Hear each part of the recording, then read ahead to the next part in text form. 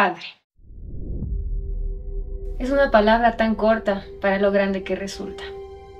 Un padre en todas sus letras nos forja la estructura, nos enseña la motivación, nos comparte las herramientas para construir el futuro que soñamos. Y siendo así, Fernando fue más que el padre de nosotras. Fue esa inspiración para millones de ciudadanos, para muchos periodistas que como él resistieron más de una década ante el gobierno tirano de Rafael Correa Delgado, y quien con su entrega y trabajo impecable logró desmalezar el camino para mostrarnos por dónde ir. Su vida fue un regalo para este país. Gracias a este padre es que hoy aún podemos soñar que la vida sea buena. Un Ecuador donde podamos ejercer nuestro derecho a ser felices. Tu voz valiente me devuelve la vida. Nunca te calles.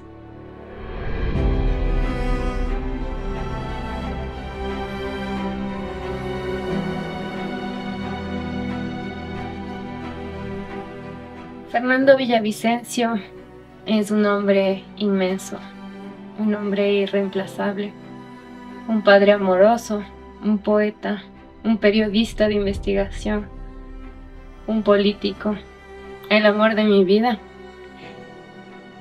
y una persona que ha sido la inspiración de mi vida desde que yo era pequeña, cuando los otros niños les pedían hacer los retratos de sus superhéroes y dibujaban a Spider-Man o a Hulk. Yo dibujaba a mi padre. Desde que tengo memoria es mi ídolo y mi inspiración en la vida.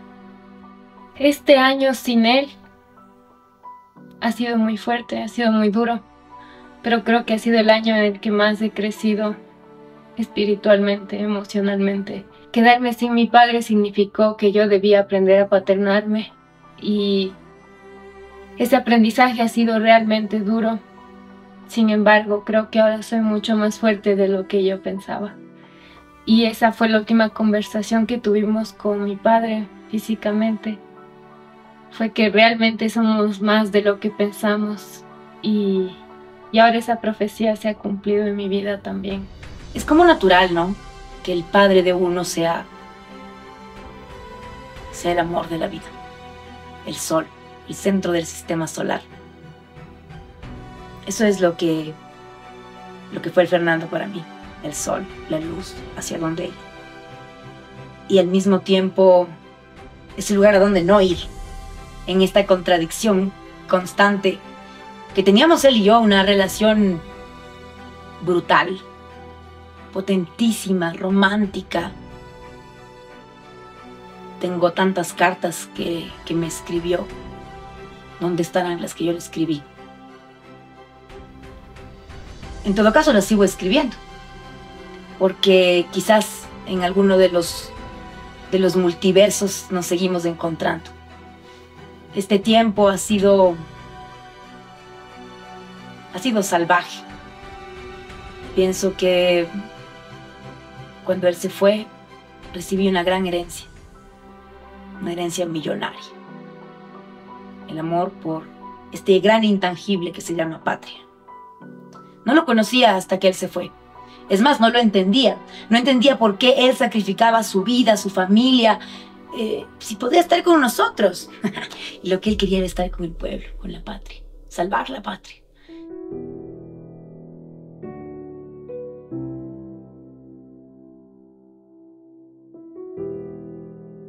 Por ahí, por estas fechas, por el 29 de julio, nos encontramos con mi hermana con la grandiosa misión de ir a visitar a nuestro padre en Quito. Mi papá se encontraba muy atareado en la campaña, muy cansado también. Y recuerdo que todo este tiempo, y hasta un poco antes, yo tenía sueños recurrentes en los que alguien quería hacerle daño y yo le salvaba. Y me acuerdo que le mandaba mensajes casi a diario, donde le rezaba y le mandaba un rezo a mi forma, ¿no? Dándole toda la protección de mi corazón. Y me acuerdo que una vez me dijo, yo tengo un ojo en la espalda. De alguna forma creo que le había visto sobrevivir a tantas batallas y había pensado otras veces ya que justo en la persecución de Rafael Correa pensaba que mi papá estaba muerto, que pensaba que era invencible. Lo sigo pensando, pero de otra forma. Entonces emprendimos esta misión con una gran felicidad, una gran alegría. Y hubo muchos símbolos. Íbamos por las calles y veíamos pancartas con su carita hermosa por todos lados. Y me acuerdo que nos veíamos a los ojos con mi hermana y decíamos, va a ser el presidente. Y pensábamos, ¿cómo cambiaría nuestra vida cuando eso pase? Sentíamos que él iba a ser el presidente de la República del Ecuador. Pensábamos que nos merecíamos a alguien así. También lloré mucho, me acuerdo. En medio de ese viaje veíamos unos animales encerrados en unas jaulas, veíamos también la pobreza y realmente creo que sí, de algo mi papi nos hablaba, de que nos caracterizaba desde nuestra sensibilidad. Y entonces lloramos en el viaje, pero al llegar teníamos esta felicidad tan grande de poder verlo y me acuerdo que yo le dije que él es como la Madonna de la política, que había que hacer toda una cita para poder verle, pues estaba muy ocupado. Cuando llegamos nos mostraba, recuerdo un video en específico, en el que un muchacho le dice que él es un líder, es el líder que nos merecemos.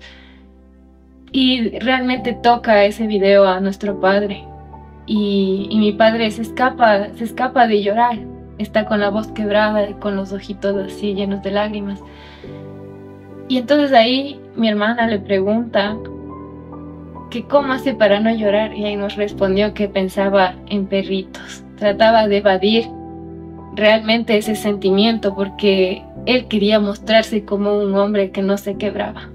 Creo que con la confianza de ser nuestro padre, él podía abrirse ante nosotras y en el minuto siguiente mi hermana le preguntó qué es lo que él realmente ha aprendido de esta campaña, de este momento tan grande. Y él dijo que, como les comentaba antes, era mucho más de lo que pensaba. Y cuando dijo eso fue como ver un niño que creció en el campo, un niño que desde pequeño aprendió a trabajar, un niño que nunca le robó un centavo a nadie, un niño que sabe el valor de la vida porque sabe el valor del pan, porque sabe el valor de la siembra, lo que es esperar los procesos, un hombre que llegó hasta donde llegó después de 40 años de trabajo incansable. Pero veíamos al niño realmente orgulloso de todo lo que había sembrado y de lo que estaba cosechando. Realmente creo que todos sus frutos no los alcanzó a ver, pero él tenía la visión de lo que estaba sembrando. Era un 2 de agosto. Rezamos con mi tía y aparecieron muchos ángeles cuando estábamos rezando, pero detrás de todos esos ángeles había una oscuridad muy grande. Sentí ganas de vomitar, somaticé mucho en mi cuerpo esta energía y decía, hay tanta oscuridad, hay tanta luz, pero la oscuridad parecía mucho más grande. Sentíamos que nuestro padre iba a ser el presidente de la República, sentíamos que nos merecíamos eso, pero atrás de todo eso había mucha oscuridad. Como si nuestra negligencia e irresponsabilidad de tantos años no se podría curar solo con alguien así, con una luz así de grande, pero faltaba el trabajo de todas y todos.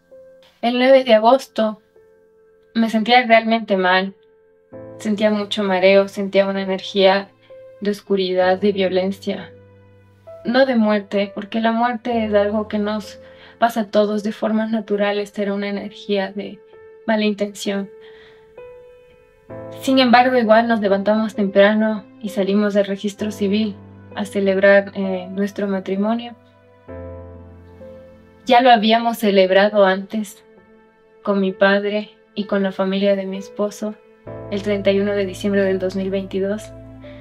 Así que para esta celebración fuimos solo nosotros y 2 amigos, algo muy íntimo. Era solo un tema de papeles para nosotros.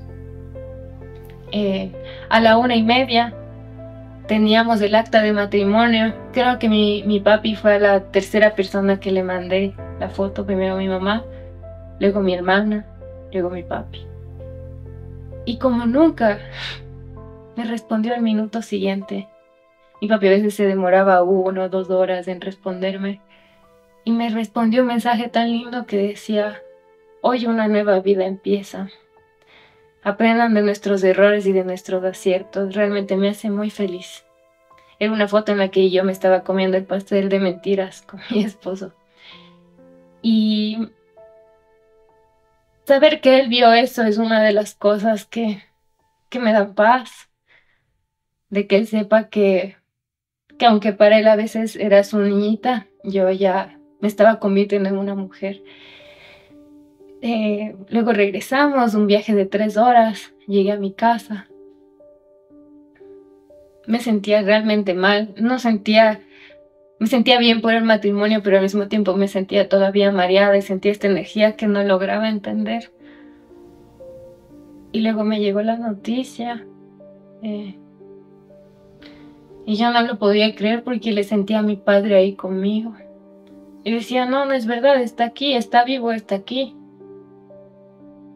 Ahora entiendo que sí estaba conmigo, pero que estaba tan cerca y lo sentía tan cerca porque estaba acompañándome espiritualmente. Ese día no dormí, salí en la madrugada para Quito. Y cuando llegué a Quito, todo era una pesadilla, todo era muy sórdido. No estaba yo en mí, pero había llevado mi tambor. Y pude tocarle el tambor a mi papá. Pude verlo ahí porque no creía que fuera verdad, porque ya me había pasado antes. Ya me había pasado antes que me habían quitado a mi padre por mucho tiempo. Y no solo Rafael Correa, también otros lo hicieron, lo persiguieron.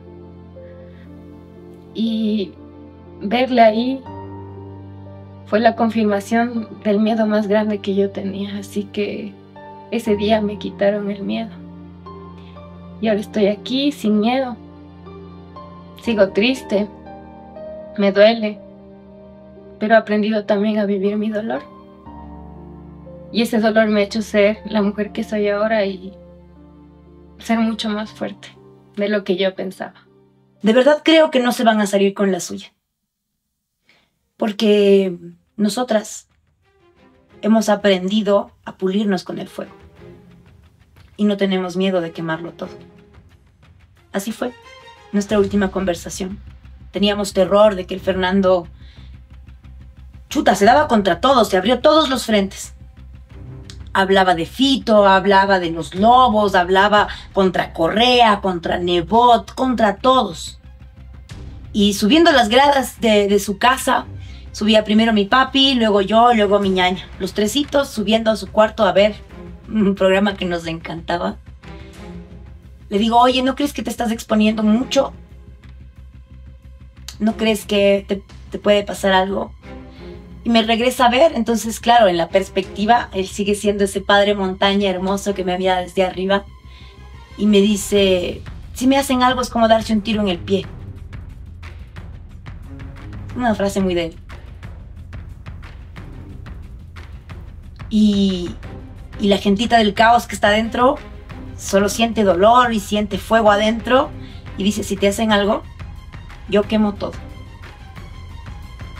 Y mi chiquita desde atrás, con esa voz tierna y valiente, dice, quemamos todo. Aprendieron bien estas hijas valientes, ingobernantes.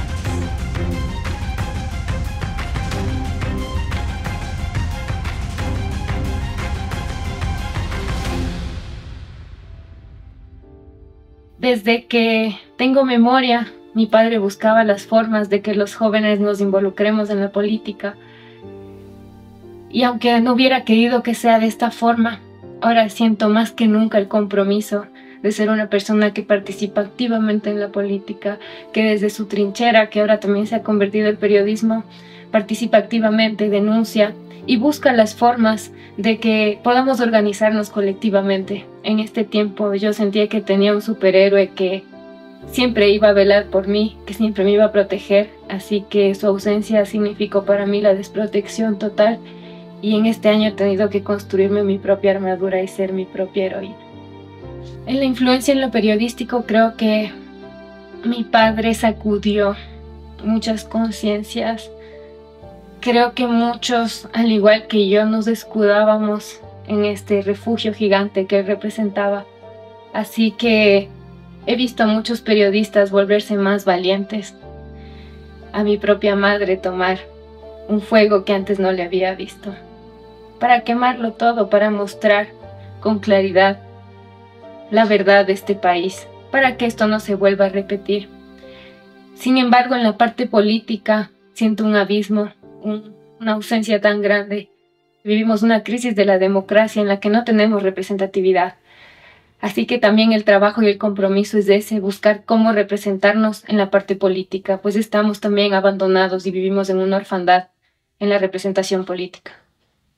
El Ecuador es un país ecuatoriano.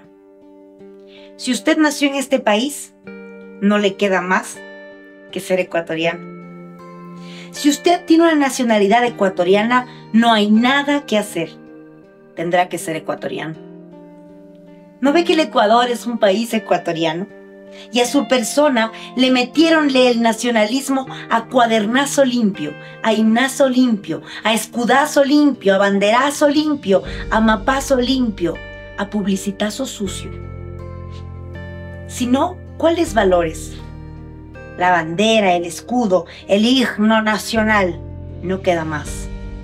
El Ecuador es un país ecuatoriano, pero si uno dice, quizás piensa, que la patria en verdad es el planeta y que su capital principal es el anticapital, es la conciencia colectiva de una clase de hombres colectivos y pensantes.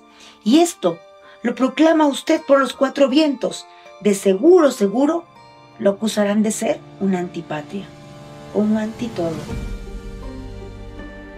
Aunque usted nunca llegue a saber, ni sus padres ni abuelos, para qué patria trabaja. El Ecuador es un país ecuatoriano y a usted no le queda más que serlo o resolverlo.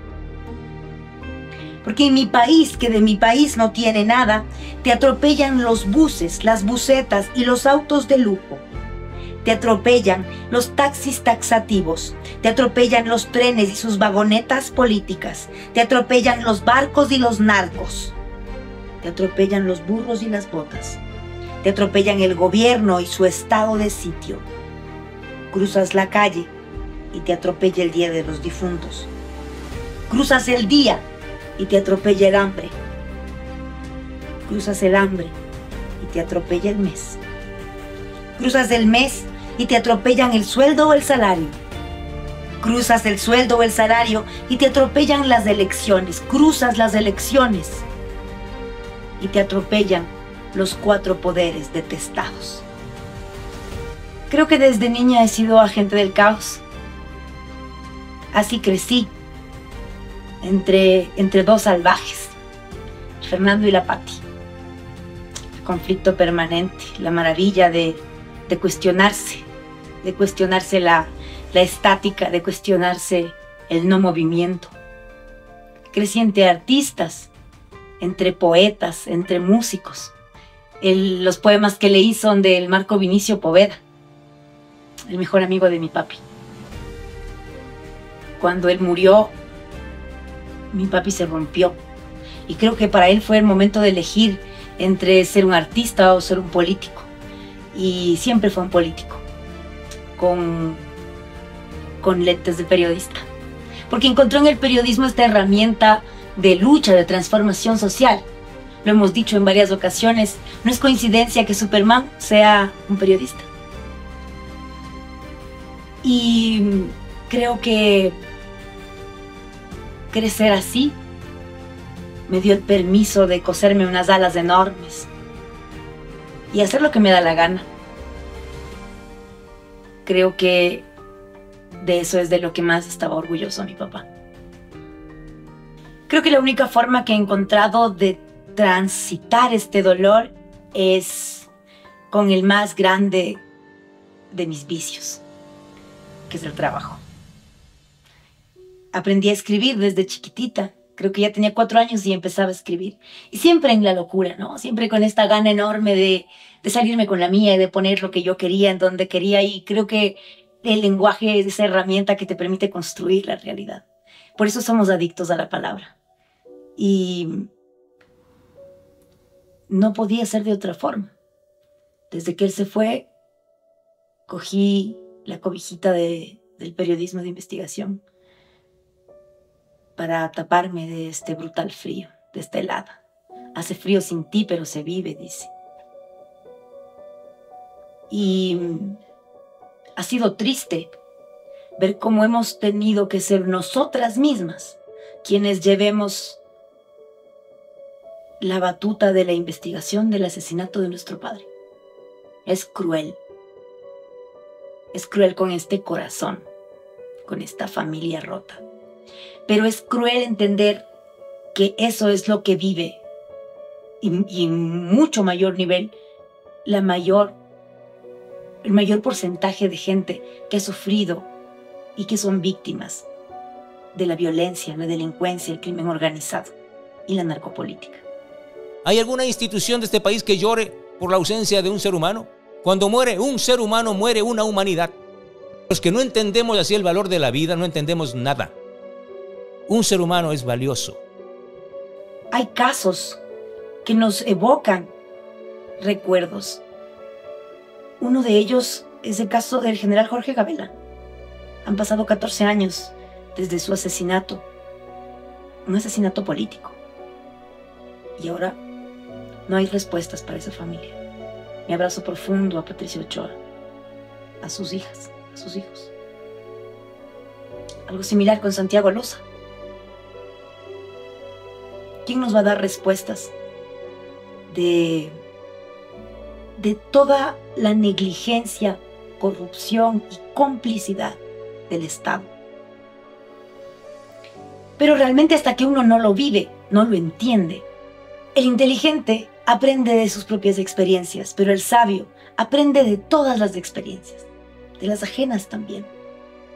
¿Qué más necesita este país para aprender, entender y procesar que la impunidad es la raíz del mal? Cuando vivimos en una sociedad impune, tenemos instituciones podridas que lo único que hacen es reproducir estos mecanismos macabros de silenciar a las voces valientes que se enfrentan a la corrupción. Lo que hicieron con Fernando Villavicencio fue algo que no se había visto en el Ecuador. Esta fue la gran prueba de decir, ya no se resistan. Este es su ídolo, este es su líder, esta es la persona que ustedes creen que va a luchar contra la corrupción y la impunidad. Pues miren cómo enfrente de todos ustedes, a vista y paciencia de las autoridades, con todos los organismos del CNE, la policía, cuidando un candidato presidencial, miren lo que hacemos con su adalid de la lucha contra la corrupción. Y eso es una infamia, no contra mí, no contra mi familia, no contra la democracia, contra la humanidad. Ahí es cuando entendemos realmente que esta se ha convertido en una lucha espiritual, en una lucha de elegir realmente quién eres tú y cuál es tu camino y cómo quieres caminar, con quiénes quieres caminar. Quieres ser parte de esta gran teoría del facilismo, de que la plata llega, de que yo miro para acá y la plata me llega. ¿En serio creen que esa es la forma en la que debemos vivir? Yo pienso que esta tragedia, esta gran muerte, este asesinato, fue un acto muy liberador. Y lo digo con tanto dolor. ¿Cómo parecería posible que una hija diga que el asesinato de su padre ha sido liberador? Y es que nos libraron de una cosa tremenda, que era no hacernos cargo de nuestra propia vida. Era fácil no estar en la política porque estaba mi papi. Era fácil no hacerme cargo de las cosas que yo tenía que hacerme cargo porque había una gran montaña, el padre montaña, que era capaz de solucionarlo todo. Que con un abrazo recuperabas el mundo, que con una palabra te iluminaba el camino. Lo perdimos todo. Pero de esas bonitas cosas que deja la cultura popular, solo cuando lo pierdes todo encuentras la libertad. Y en esta libertad enorme hemos podido aprender a construir. Construir un nuevo futuro. Construir con ganas propias. No por él. Por cada uno. Porque nosotros somos muchos. Ellos son poquitos. Y ellos solo siguen ahí y quieren perpetuarse en el poder porque son corruptos. Nosotros, en cambio, tenemos la oportunidad de seguir sembrando. Es de valientes tomar esa decisión que nos da miedo. Estamos hechas de amor y valentía. Madera fina.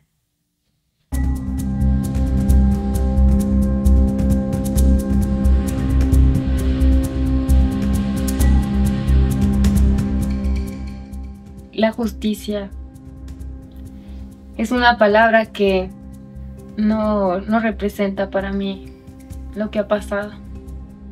Realmente, cada día que pasa, cada día en el que la información sigue siendo reservada, no se imaginan el dolor que nos hacen, el dolor que nos generan, el dolor que es para todo un país, que siga habiendo impunidad.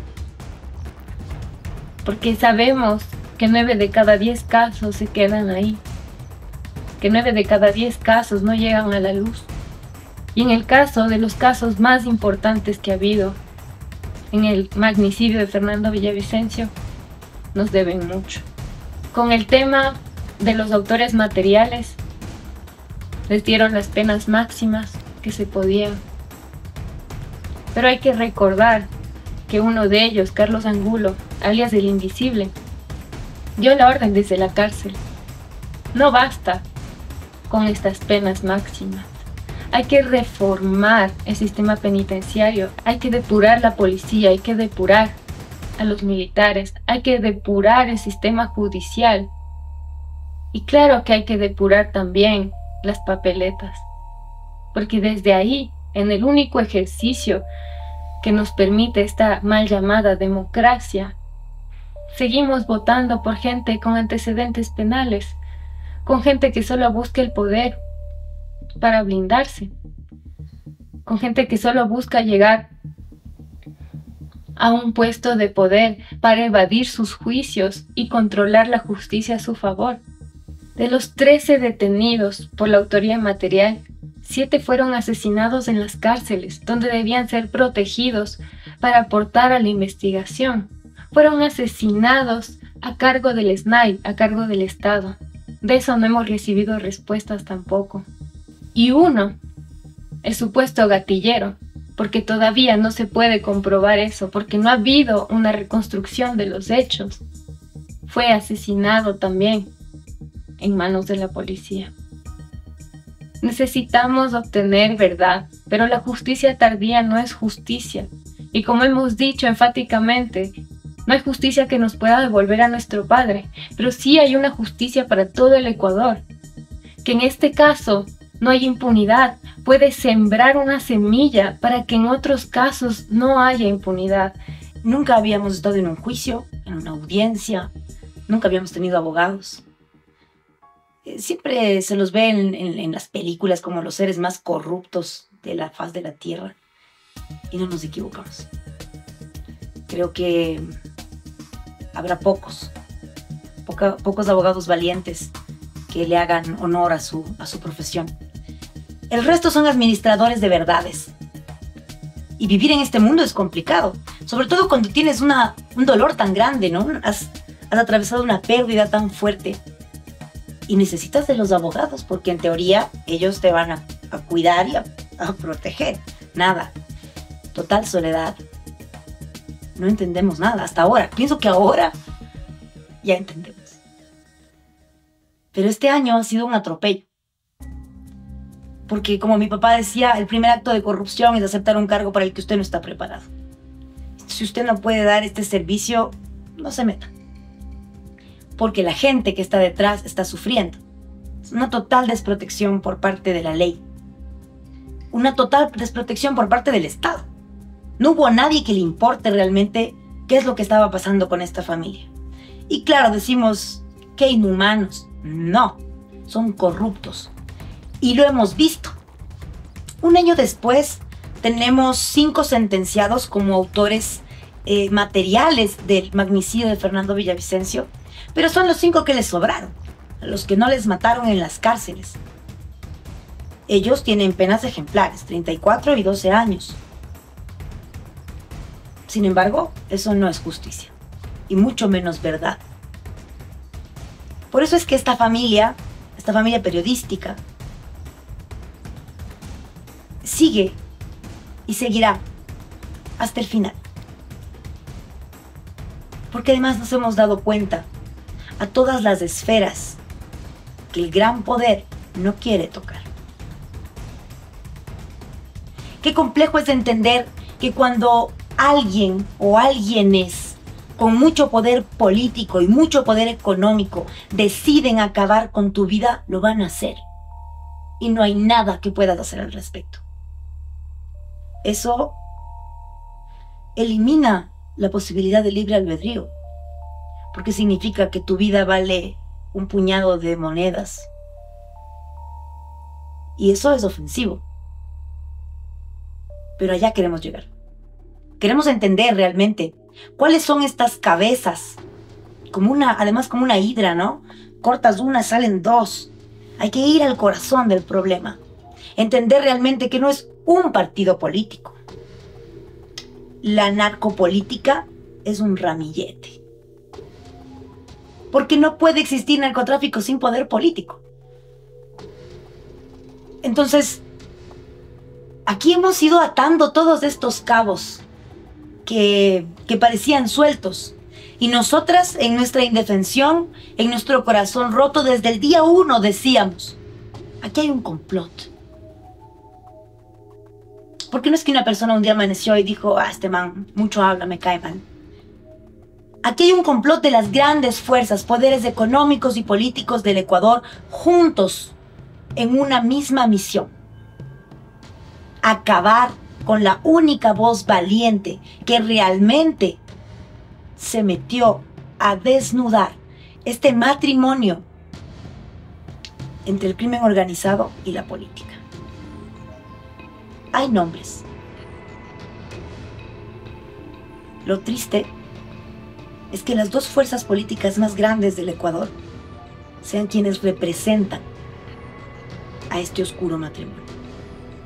Tenemos por un lado esta ilusión de la izquierda, esta ilusión de los corazones ardientes y las manos limpias, que engañó a muchos. En una elección creo que tenían el 60% de aprobación. Por ahora tienen, creo, todavía un 30% duro y duele. Duele porque vemos además lo que pasa en Venezuela, vemos lo que pasa en otros países, cómo se aferran al poder porque son corruptos, necesitan mantener el poder para quedarse ahí y que no les vean todas las suciedades que han hecho. Y por el otro lado, los que parecerían como sus enemigos ideológicos. El Partido Social Cristiano, que representa al otro lado, ¿no? Esa derecha putrefacta. Apesta. Pero son igual de apestosos. Porque al final no importaba si era de derecha o de izquierda. El problema es la corrupción. El problema es que les gusta aprovecharse de los otros, sacar su tajada. Y eso como sociedad no debemos permitir. Y por eso lo hemos dicho en un discurso, queremos ponerlos a todos ellos en el mismo saco y no dejar que nos engañen. Dejemos detrás ese borreguismo que nos hace mirar con amor al candidato que nos gusta, porque no estamos entendiendo que es ese mismo modelo que nos reprime, que nos oprime, que nos destruye para su propio beneficio. Y si ya vamos a los hechos, 2 casos espectaculares, con bombas de humo que sacó la Fiscalía: Metástasis y Purga. ¿Qué vemos en Metástasis y Purga? El manejo de la justicia a la carta por estas 2 fuerzas políticas, la Revolución Ciudadana y el Partido Social Cristiano. Es tan tremendo lo que se reveló en estas investigaciones, porque en el caso Metástasis podemos ver básicamente los planes que hacían estos mafiosos con Leandro Norero para silenciar a Fernando Villavicencio. Y tienen sus operadores, su operador político en la asamblea, Ronnie Aliaga. Tienen también a los duros del Maduro, los tetones de la piscina. Se ofenden que son solo hombres robustos, dicen, como usted le quiera llamar, pero están en esa piscina, lavando la plata. En el lado de Purga, tenemos este otro operador político que es Pablo Muentes. Y tanto Ronnie Aliaga como Pablo Muentes fueron denunciados por Fernando Villavicencio. Porque ellos dos, con 3 más de la Revolución Ciudadana, planificaban un atentado en modalidad sicariato. Fernando lo denuncia en abril. Meses después, es asesinado modalidad sicariato. Pese a todas estas evidencias que hay, y justo parte de este especial que hemos preparado, expone cómo en los chats de Metástasis se hacen los planes paso a paso. Hablan de los kamikazes, hablan de contratar a los gatilleros, hablan de cómo le perseguían a Fernando, cómo tenían acceso al radar del EQ 911, cómo le ponían ahí un caramelero para que lo siguiera, lo estuviera fichando en su casa. Y también podemos ver en el caso de Purga, incluso Mayra Salazar lo dice en un momento: si ustedes están buscando a los asesinos de Fernando Villavicencio, tienen que buscar por aquí. Todas estas investigaciones, ¿dónde están? Dice la fiscalía que son súper secretas. No tenemos acceso. Esto huele a pescado. ¿Por qué la familia de Fernando Villavicencio no tiene acceso a esta información? Y algo más potente todavía. Hay una entrevista hermosa en Diario La Hora que me encanta, siempre la vuelvo a leer. En la que el Fernando cuenta un poco cómo ha sido para él, este niño del campo, enfrentarse a las 4 chequeras más grandes del Ecuador. Y siempre es muy lindo verlo, como él explica que existe la chequera de los sobornos, refiriéndose a la RC, la chequera del banano, refiriéndose a Noboa, la chequera del internet y de los puertos, refiriéndose al Partido Social Cristiano, y la chequera del camarón, refiriéndose a Otto Sonnenholzner.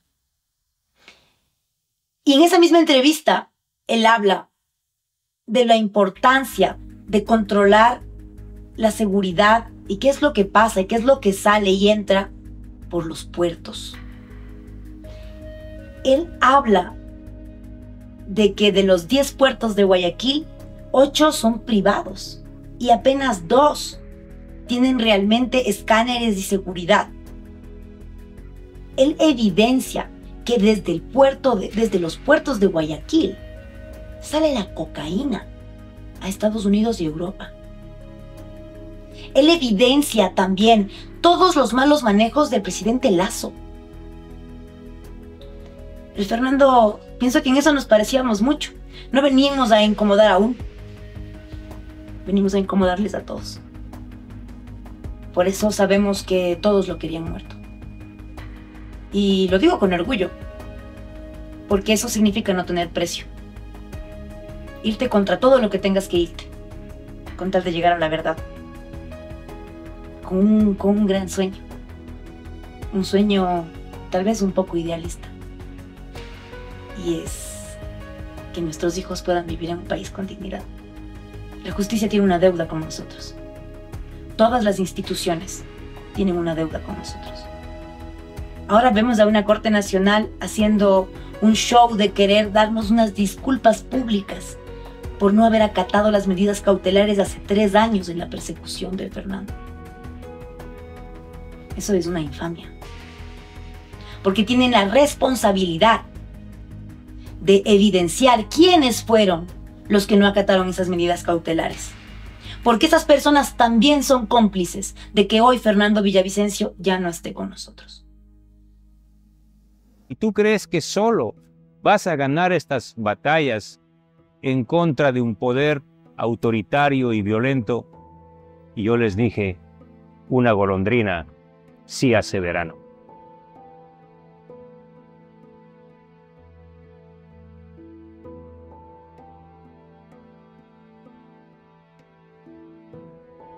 una golondrina que sí hace verano. Se dice esto, pues en el verano aparecen las golondrinas, pero tienen que aparecer todas para que pueda ser verano. Sin embargo, nuestro padre decía que una golondrina, una persona, una idea, bien sembrada, puede cambiar el mundo. Y realmente les invito a ver todo el cambio que hizo Fernando Villavicencio para nuestro país, para nuestro mundo. Me recuerdo que las cataratas del Niágara, después de su asesinato, se prendieron con los colores del Ecuador. Que en el Times Square apareció este video tan lindo que hicimos con él cantando. Me acuerdo que hasta el Papa dio sus condolencias. Miren lo que hizo un niño del campo para su país, para el mundo. Porque hay que recordar que él no solo descubrió la corrupción en Ecuador, descubrió la corrupción de toda la región y también de los nexos con China, de las grandes empresas transnacionales que han venido a saquear nuestros territorios tan ricos en recursos naturales. Entonces el mensaje es que un niño del campo, un niño en una situación realmente difícil, con unos ojos de poeta, con amor en su corazón, con un profundo respeto por sus hermanas y hermanos, es capaz de cambiar al mundo. Es capaz de traer ese verano que todas y todos queremos ver. Este es un llamado a ti que estás viendo esto, a que seas el cambio que quieres ver en tu pueblo, en tu comunidad, de que no te quedes con los brazos cruzados ante la injusticia, de que tomes acción, de que mires cómo con un esfero, con tu celular, con una palabra, puedes cambiar y denunciar lo que está mal. Pero primero que nada es importante que cambies lo que está mal dentro de ti mismo. Sabemos que la violencia, por ejemplo, en un 60% se da dentro de la familia. La violencia sexual y la violencia física. Entonces estamos hablando de que la familia es el reflejo de todo lo que vemos afuera. Si no somos buenos padres, si no somos buenos hijos, no podemos ser buenos ciudadanos, no podemos ser buenos amigos. Así que estamos aquí para eso.